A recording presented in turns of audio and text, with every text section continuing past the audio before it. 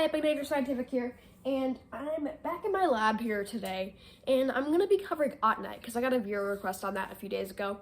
And also, later in the video, I'm going to be covering how to store Autunite safely. That was another request, so I'll be covering those two things today. I got this request like 4 days ago. I don't know. I can't keep track of time anymore. Anyways, I'm not going to be doing this in my lab because you can see how cluttered it is. I'm instead going to be doing it on my living room floor. I know. I got a piece of paper down. Oh, and by the way, my Autunite source is particularly active, so I'm actually going to be handling it with one of my stretch scopes. This is just custom made. I just, labeled it hold, and then on the other end of it, rad. Oh no. Anyway, this beam is just to make sure that I'm not directly exposed to so much radiation, because I've got tape on this end that I'm going to tape the source to, so you can see it says, oh, I had a beam. This is not working. Okay, let's go get the source. Let's be done with got my source ready. Not gonna be quick though, because it's hot. And I'll show you. I'll show you with the Geiger counter. Alright, so now I'm gonna set up my meter down here. This is just a standard Ludlam Model 3 here with some type of pancake probe. I don't know. Somebody built this themselves, I think. I don't know though.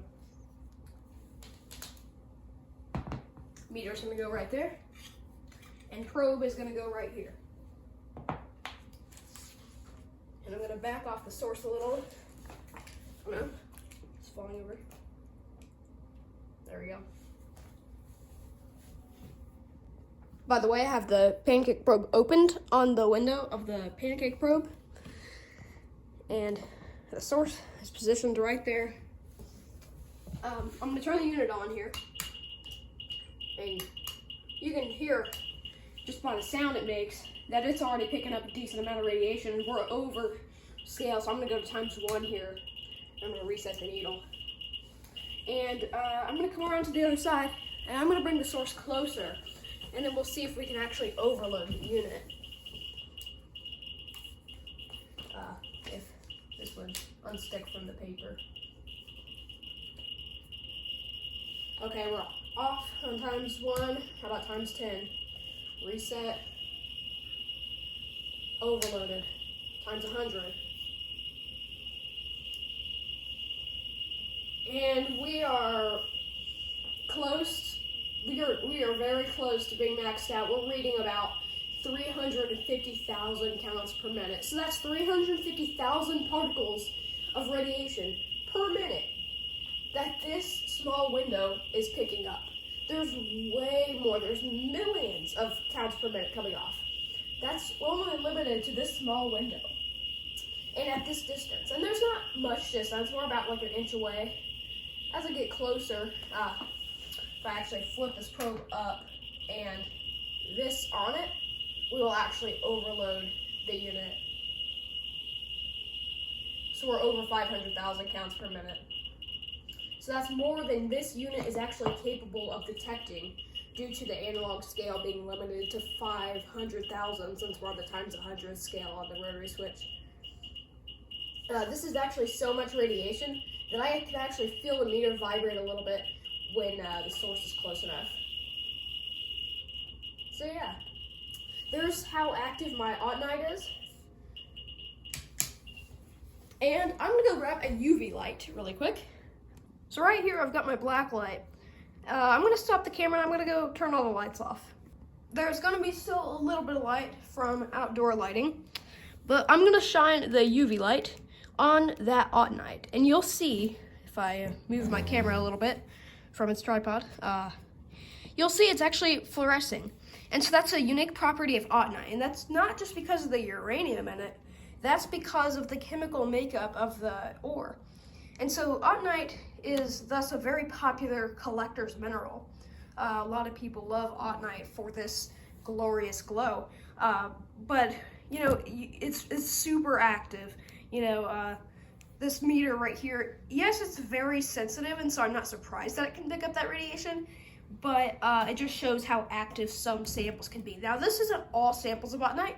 This is just some that are super active on these types of meters. All right, lights back on, and I'm gonna do one final measurement from a different angle here of this sample. I'm gonna get you guys in here. So I've got the meter on, it's on the 0.1 setting, and we're reading about 400 counts per minute. All right, now I'm gonna get you guys in here. So I'm moving the Autunite closer to the probe. Oops.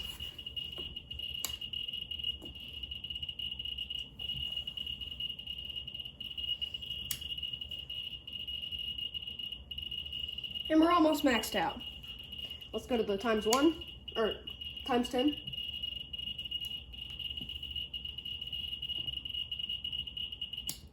I'll switch the audio off. It's a lot quieter.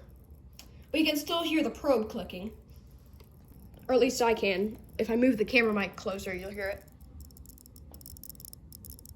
That's just because the way GM detectors work. They automatically click. And this thing just, makes that click louder. But I'll turn it back on because I know a lot of you probably like to hear the audio. And then once again, we'll get really close. Hang on, let me go to the next scale, which is times 100, because it's gonna max out. Ooh, it's active.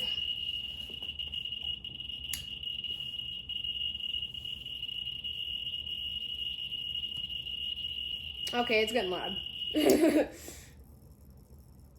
Yeah, it's reading super high. It's like almost 175,000 counts per minute.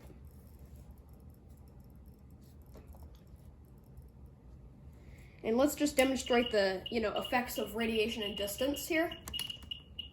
And let's move closer and just listen to the beeps.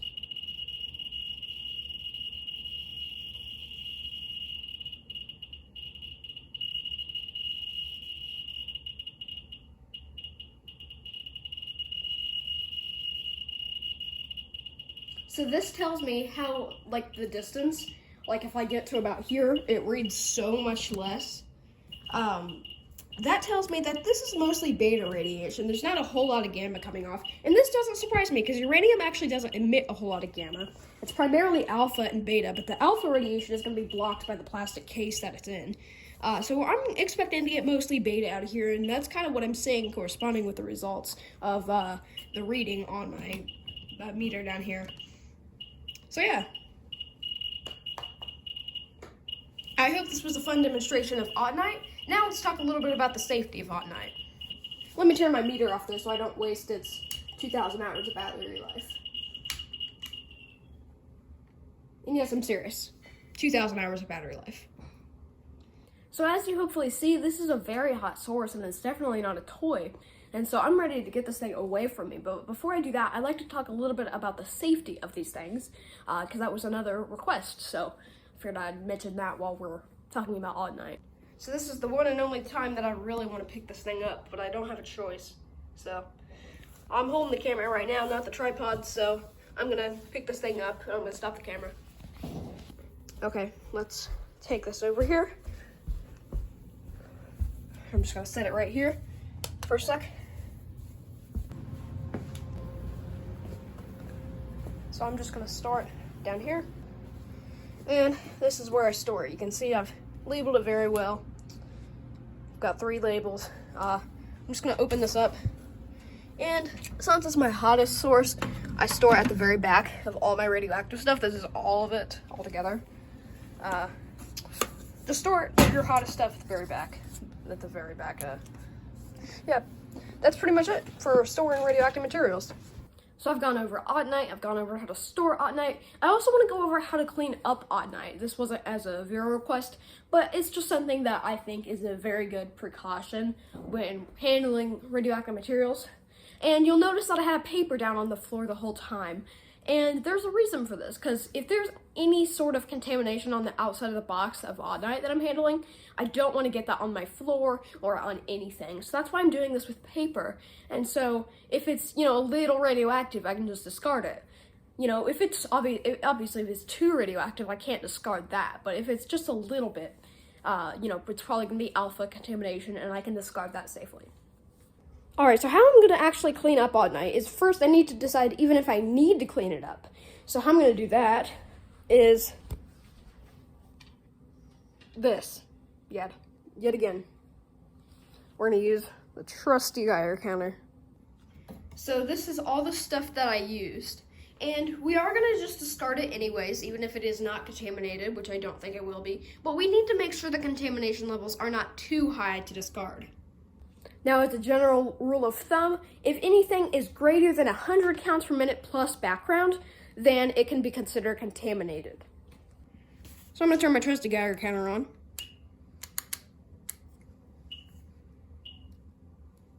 We're detecting something. We're just gonna let it warm up to background radiation, because right now all we're getting probably is really just background radiation. So I'm gonna set the unit down. I'm gonna zoom you guys in. Now we're gonna do this contamination survey. Is my unit still on? Yes, it's on. Okay. So I'm gonna open the window on the probe here. And all I'm gonna do is I'm gonna move about 2 inches per second over this paper. And I'm gonna keep the probe, wait, what? So I had a little bit of a failed contamination survey right there. So what happened is, as I was trying to survey, the meter actually, the needle pegged, and it just started beeping. So I was like, oh no, is something contaminated? And then I realized, no, as the meter shuts off and reads 0. So what actually happened is the thumb screw on the battery compartment had come loose. And so this thumb screw is really weird. It won't lock. So I have to put it down with tape, but the tape comes undone. And so what happened, I think, is just a power surge from the battery compartment. And, well, the needle went zoom, and then it went back to 0 as the meter, you know, the battery lost connection. So we had a little bit of a failed contamination survey there. I'm, well, not going to redo the shots, but, yeah. You basically just stay about 1 inch above the surface that you're scanning for contamination, and move about 2 inches per second at a maximum speed. Yeah, so that's pretty much it of a contamination survey. But that was a failed attempt, so don't let that happen. Buy a meter that the thumb screw works on.